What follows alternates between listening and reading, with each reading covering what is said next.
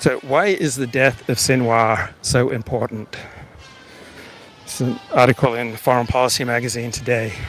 And it begins, point number one is profound and has broad ramifications. The natural human tendency is to personalize everything. Right? The natural human tendency is to take everything personally. If your boss reprimands you for a typo, in all likelihood you'll take that personally and you'll think that he's mean, nasty. And when it comes to political differences, right, we will, most people will think of Republican policies as embodied in the person of Donald Trump. So Trump is not just an individual, he's overwhelmingly a proxy for an attitude towards life of above average level of suspicion of outsiders, an above average commitment to law and order, an above average commitment to making sure the United States does not get screwed in its deals with other countries, an above average commitment to American unilateralism, to the pursuit of American interest, above average commitment to increasing income for the working class, for the least educated, for those without a high school education or with only a high school education. Right? Donald Trump is a proxy. He is an embodiment. He's a way that people experience politics personally. And if you support the policies, you will be far more likely to like Donald Trump. And so Sinwar was an embodiment of Hamas. And while the death of Sinwar does not mean the end of Hamas, it is a necessary precondition for the end of Hamas. So when Osama bin Laden was killed, right, ordinary Americans celebrated. Right, elites, you didn't see elites out in the street waving the flag.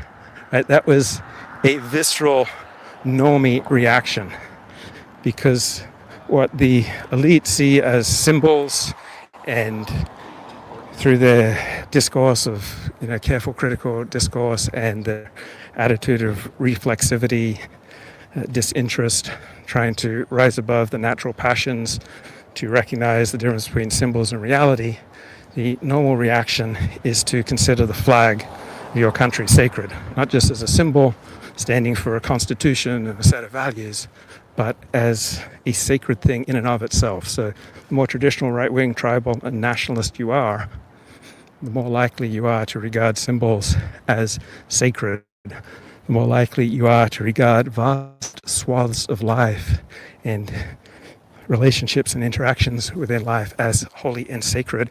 And the more intellectual you are, the more you're a child of the Enlightenment, right, the less likely you are to discern the sacred and the divine in life. And the more likely you are to understand what normal people regard as sacred as just symbolic of a set of abstract values.